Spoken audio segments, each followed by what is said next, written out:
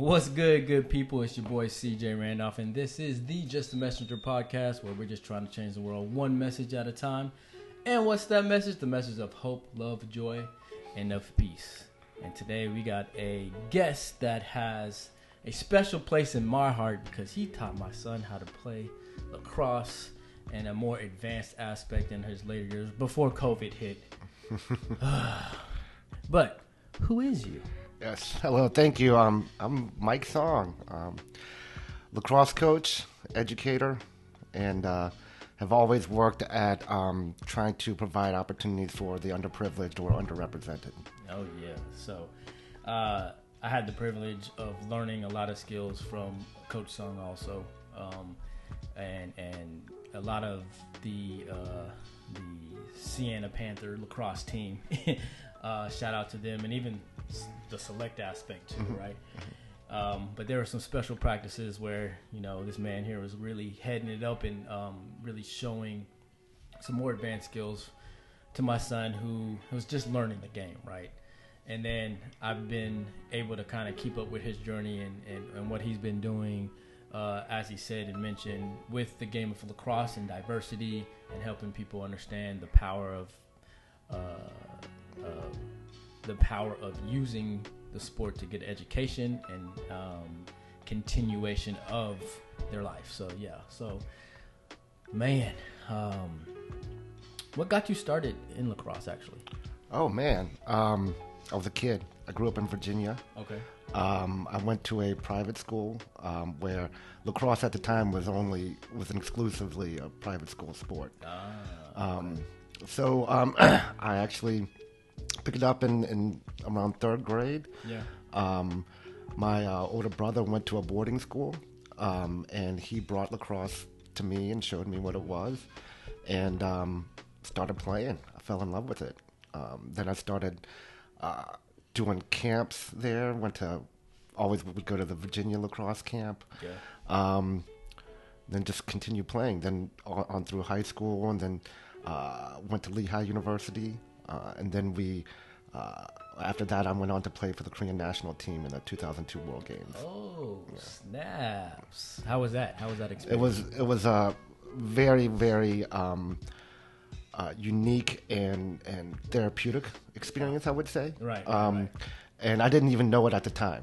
Yeah. So, never had I ever grown up seeing any people of color playing lacrosse. Right. I never knew there might be other Asians at all, or Koreans especially, playing lacrosse. Right. And so when I got the call to try out, it was awesome. Yeah. You know, here are other people that look like me, have grown up in immigrant situation, or may have had the same type of experiences I had growing up in America, and kick butt at lacrosse. Right. And all on one team, and that was just an amazing experience. And even beyond that, you know, of course we get to train at a very high level, which was just an awesome experience. But we also got to travel to different countries, and the World Games. Well, we traveled to Hong Kong and all over Korea, and then the World Games were in Australia. Ooh. Down under. Down under. We were in Perth, Australia, and to be able to see 20 plus other countries at the time playing lacrosse was just a really enlightening experience for me. Like, look at this sport. Yeah. It's all over. Look at how much this thing can grow. Right. So that really gave me an experience that also allowed me to live in Korea. Right. Experience being in, my family's culture. And that's something I wouldn't have been able to do without the sport of lacrosse. Right. So. Yeah. I didn't realize how world popular lacrosse was actually until I saw like some pictures of you with the Korean team, right?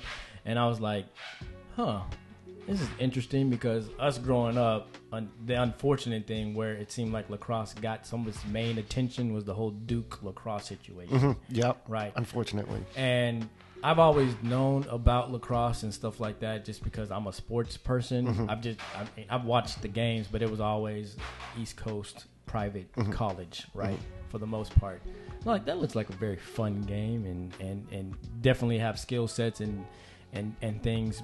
And then when I found out that I could sign my son up, and me and his mom at the time were looking for a sport to get him to participate in, and lacrosse actually wasn't too expensive, and definitely didn't want him like playing tackle football at that younger age and stuff like that. So it was like, all right, well, let's try this out. Yeah. And I fell in love with it. I fell in love with it. So I understand, like, now that you see the representation, you feel like you have a community that is very like-minded and very like-minded, right? Right. Yeah. Absolutely. And so then you feel like you have a home, right? Absolutely. And a lot of, coaching, playing, it's all about the relationships amongst the team, and amongst the coaches as well. They're part of the team, right? So it was, over my coaching career, I have been able to create teams where we are like-minded, and that comes out on the field. Right. That relates to performance. And one thing that I've always done is I always say model diversity through lacrosse. Right. Okay. So what throughout society or business organizations, they always talk about DEI, right? Right. And sometimes it sounds like a check mark, right? Rather than a mindset or a philosophy, right? And so what we've been able to do with the teams that I've created, and I can even refer to the past university I was at, Westcliff University. We were able to create a team that was highly diverse, probably the most diverse team in college lacrosse, absent HBCU teams. Okay, right? Yeah, that makes sense. But what my philosophy has always preached is when you bring people from different backgrounds together, you get a higher level of synergy, right? You get ideas from different places, you get a level of respect, and you get a higher performance result. And that's in anything, whether it be in your business, when it comes to innovation, whatever it is, various perspectives is a higher level, right? Yeah. How can we take that philosophy and apply it to sports? And this is something that we were really able to do at Westcliff. We just showed, hey, we had 5 Jamaican national players. We had a Ugandan national player. We had a Korean national player. We had Division I transfers, players from New York, East Coast, all over the country, and we had all different backgrounds. And guess what? We had a level of synergy that was probably the highest I've ever experienced. Right. Yeah, and I think you really hit on it, especially like when you talked about the coaches, right? The creating a culture with your team. How was that, creating a culture with your team with so many different cultures? I think what worked was our differences is what made us similar. Ooh, that's a if that makes any sense. Yeah, our difference is what made us similar. Okay, right? Drop the messages. Let's go. And so we embraced all the things that we brought to the table that were different. Okay. So one of the video clips we had on social media, and by the way, social media, of course, is part of the job description now as a coach or anything that you do. Yes. And we, I would take clips of our practices, and it helps with our recruiting and showing what we're doing at the program. And we're doing stretches, and we have everyone doing the counts in different languages. Man. And that was something everyone was like, this is fun. This is cool. Yeah. Oh, do do it in your language, do it in Korean, do it in Spanish, and everyone's doing it, you know, and then even in a Jamaican dialect. Right. Even in Japanese, we had one player who was half Japanese. Yeah. You know, and just everyone was doing it in different languages. And that brought it, I mean, that literally, after the stretch, everyone's slapping high fives and hugging each other. And so that's an example of the differences is what made us similar. Man, that is dope. Yeah. What made you come up with that, or did someone suggest that, or was that something that you were like, when we do stretches, let's do this, or it just like, hey, how about we do this? I think like that. I think it came about organically. Yeah. You know, our captains, one was from Jamaica, Tyrese Finlay, a goalie. He's on the Jamaican national team and or the U21 team. And then we also had Avery Fye, who's got he part of the Haudenosaunee community, and you know, and so they were sharing things, and then you know I think they were doing the count. Right. And then I think one of them messed it up or something, and then someone was like, "Well, let me do it," and I'll do it in my language, and then like they all started doing it, and then it just became a thing, and then it became a day-to-day thing where that's where reinforcing our chemistry every day. Right. Yeah.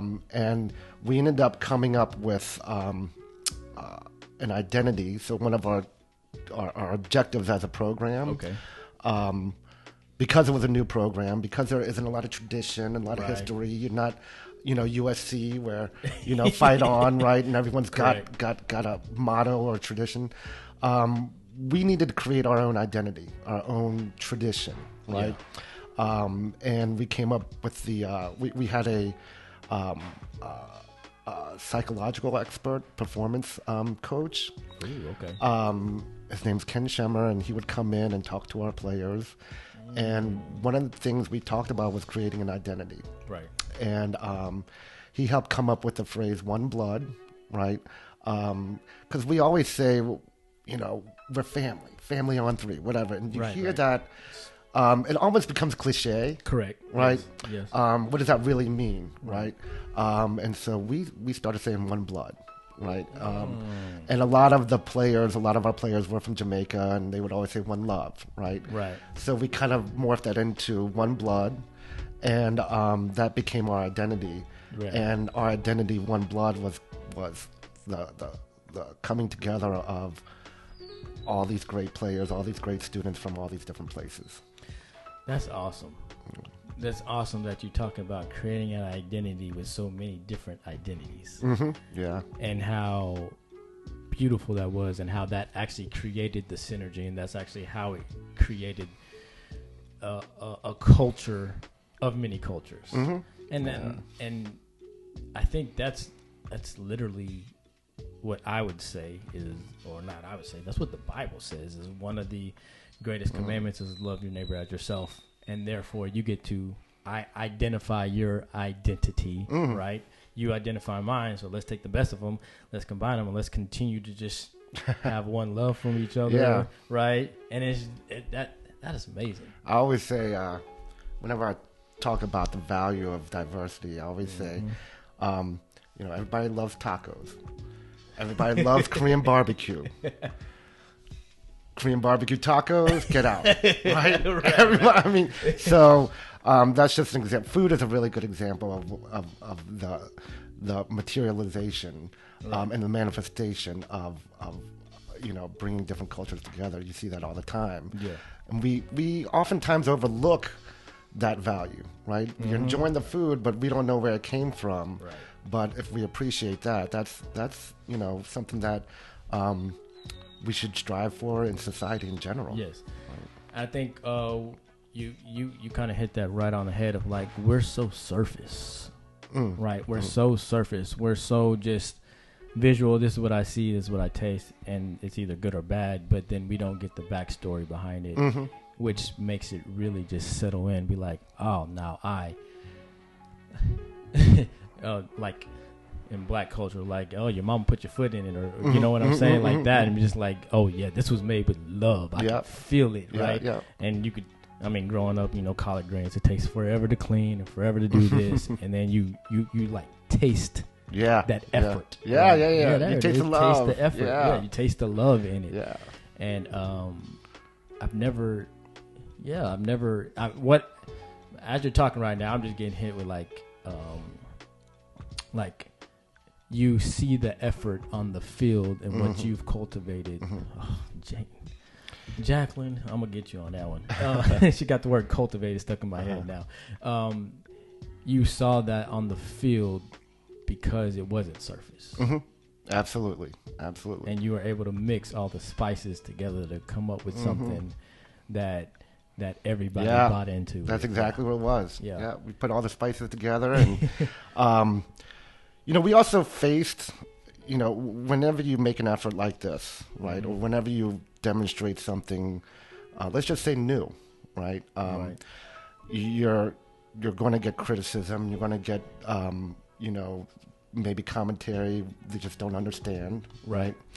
And I just one thing I'm also proud of is I think we started normalizing diversity in the sport.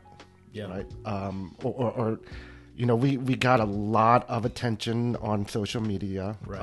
One of our players, Antoine Campbell, another Jamaican national player on the men's team, he made this great check against USC, and it got shared on the Lacrosse Network and got over 1 million or 500,000 views. But that got people following us, right, and they started seeing what we were doing, and we had one game.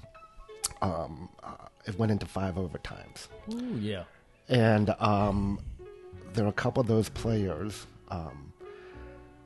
that would make comments on our social media that I believe were intended to be positive, right? But it was almost insulting. Correct. So they would say things like, "Those guys are great athletes.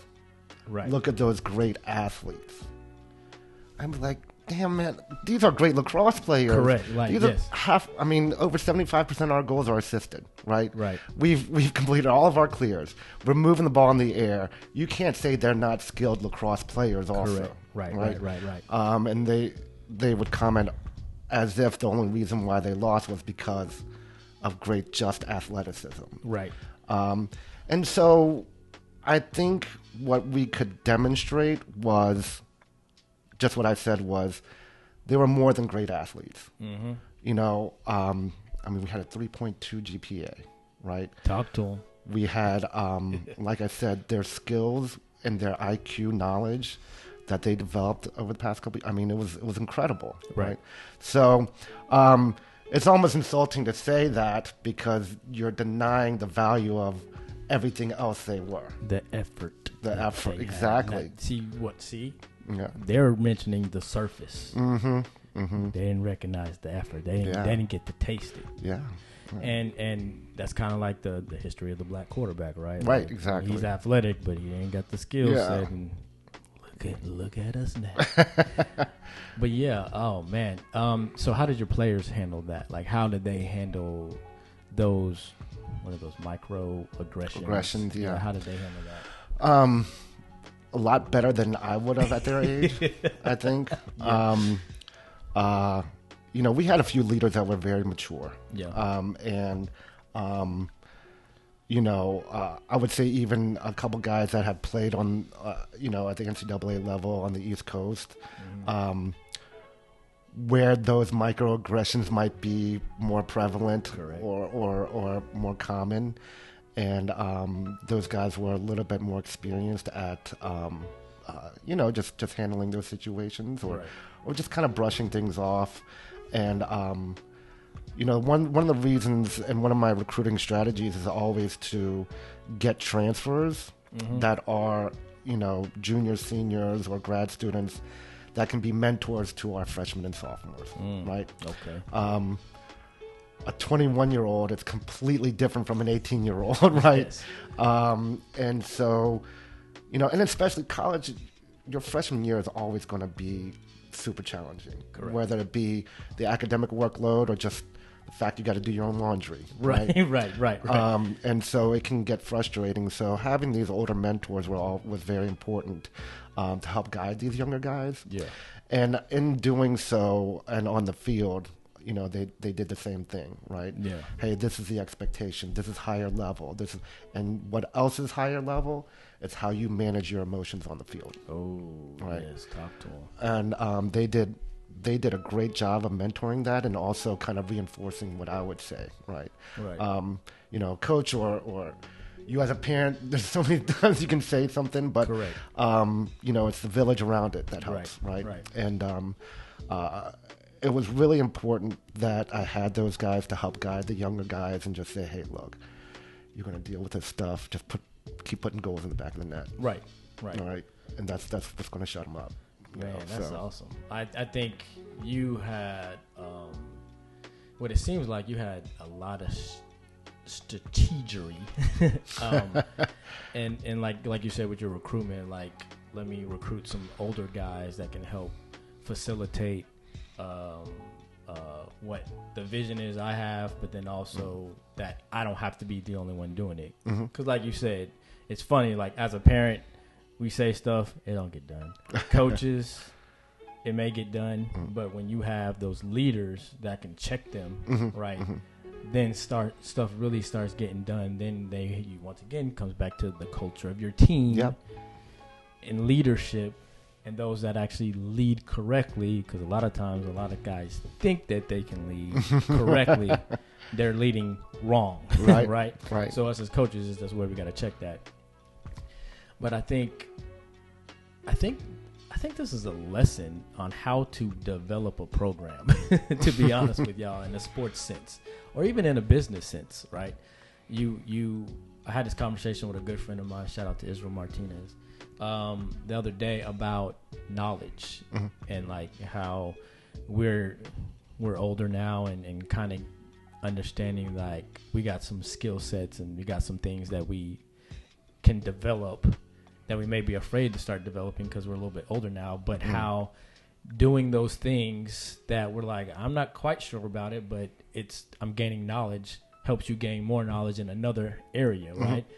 The same exact thing to me, what I'm hearing is when you have a player from here and a player from here and a player from here and here, and you bring it all together, just the general curiosity and want and empathy. It seems like you have a lot of empathy on your team also. It brings them closer, and then it also just generates more positivity, more ability to be better. That's man, I really love how you put that, because yes, part of that synergy is creating a foundation for further creativity, right? Okay.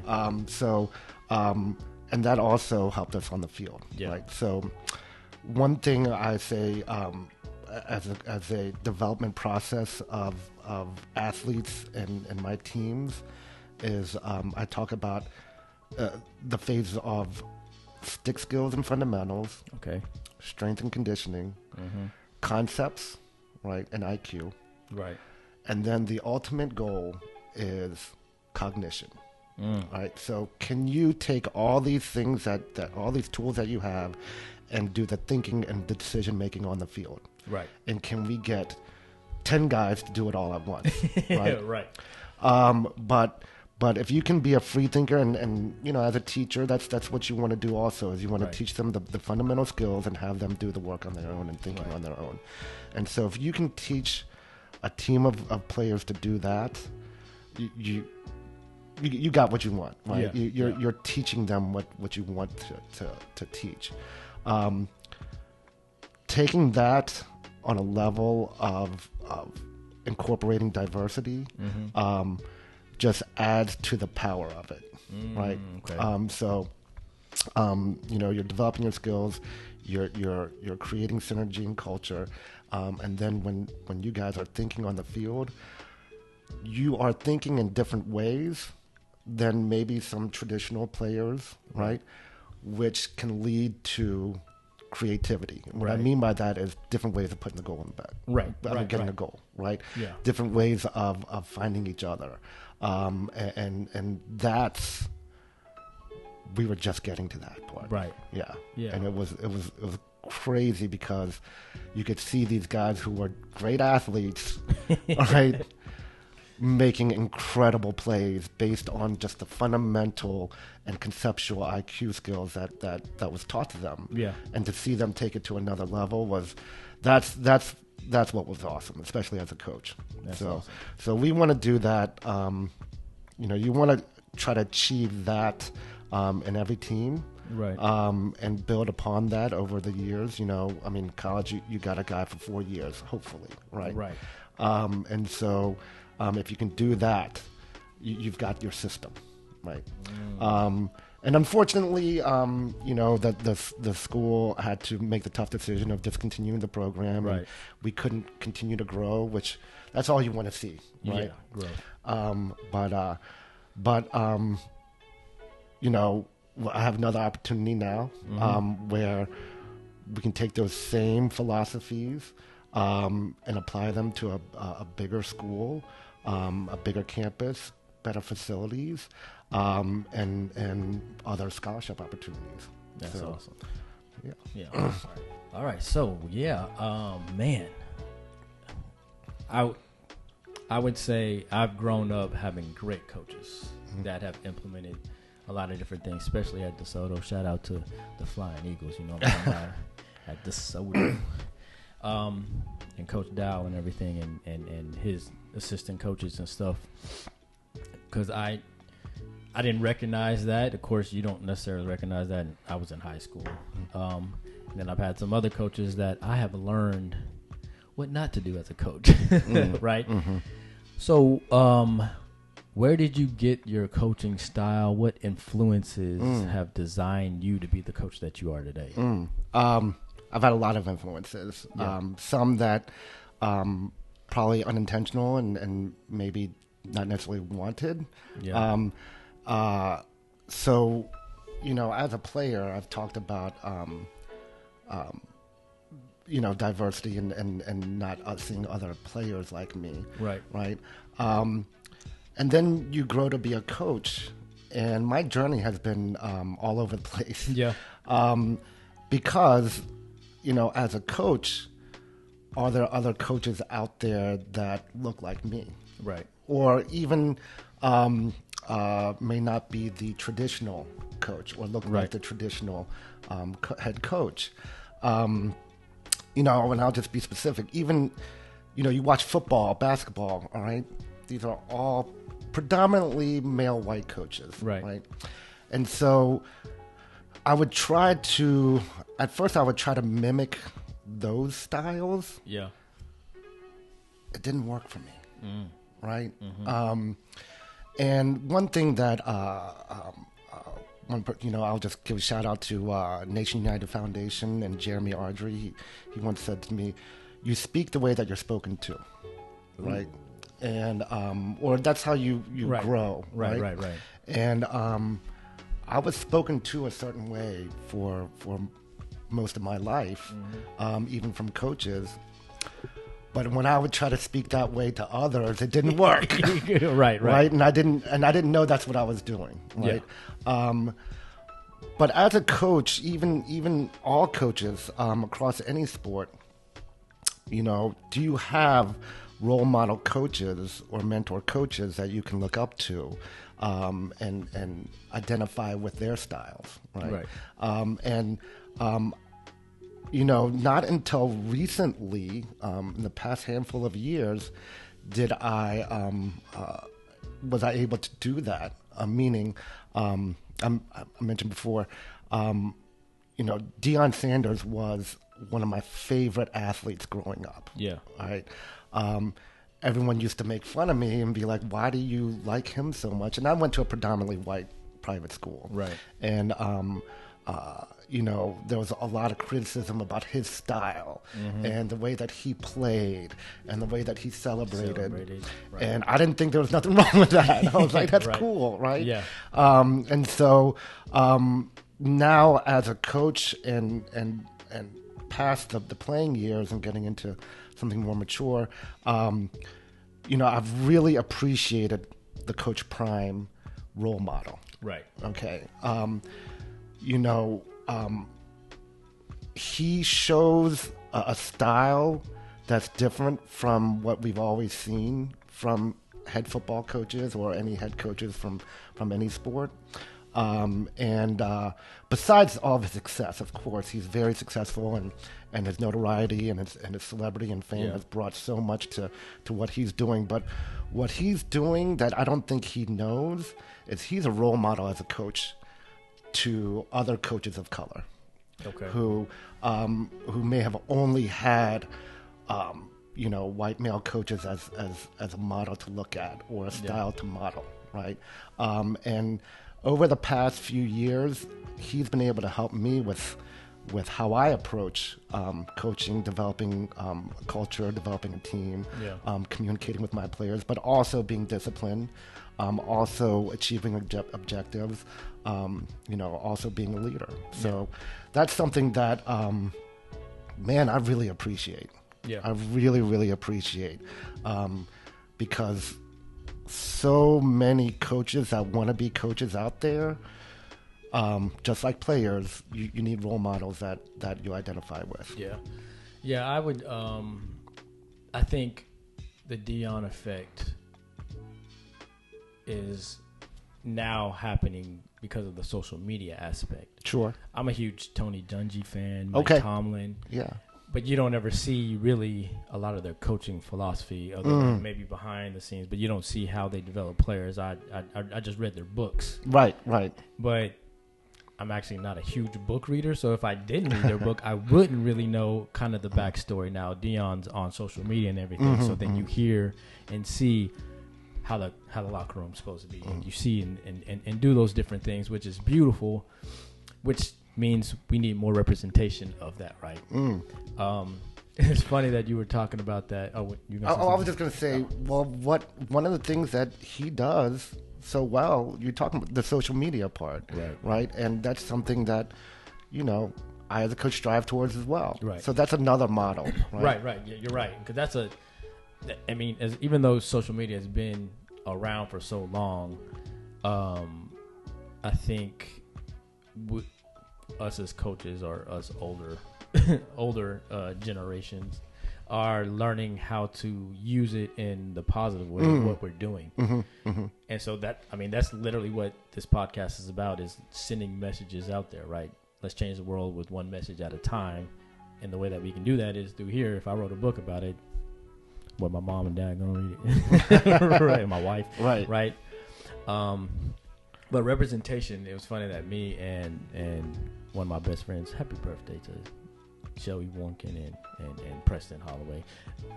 Sidebar, they were both my best men in my wedding. Their birthdays were on the same day, the 28th of August, which I did not know until after my wedding. Oh, right.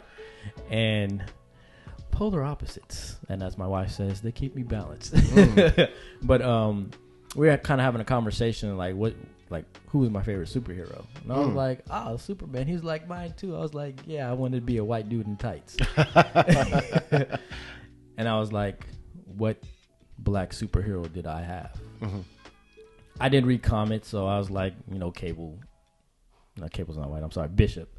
Bishop's cool, but he's not like a superhero, right? Then we had Meteor Man.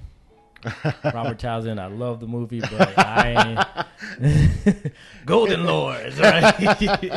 There was Static Shock and stuff like that, but still those were just like right, yeah. And then we had Black Panther, right, which I knew of Black Panther because I'm a comic guy, but still, once again, it's not projected out there, right. So now we have representation of a superhero, right? And then you kind of see how these younger kids now, you got a little white kid with a Black Panther mask on. I'm like, see, that was me running around in tights and a cape, saying, you know what I'm saying? Yeah. But it goes back to your point, right, of all the different flavors, right. And then now us identifying that, I like his coaching style a little bit more, because I identify with them a little bit more. And sometimes that identification is culturally, skin tone, race, whatever it is. But that's a beautiful thing, right? That's a beautiful thing. And so, yeah, I think I think that identifying that I can be like that, because sometimes you may get miscued of,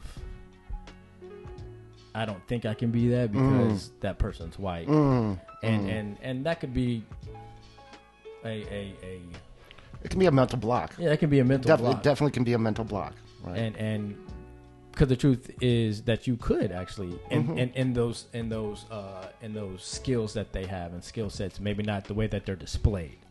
Yeah. Right. Yep. So now you see someone that displays the skill sets that you would want to, and they're being successful, which means I can be successful. Yep. Yep. Right. Absolutely. And I think I just rebought a book called The History of the Black Dollar.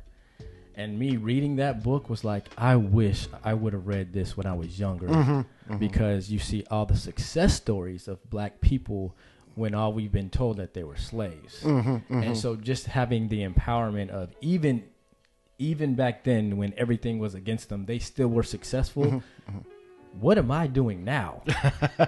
When I have all the opportunities to be successful, I ain't got any excuses, right?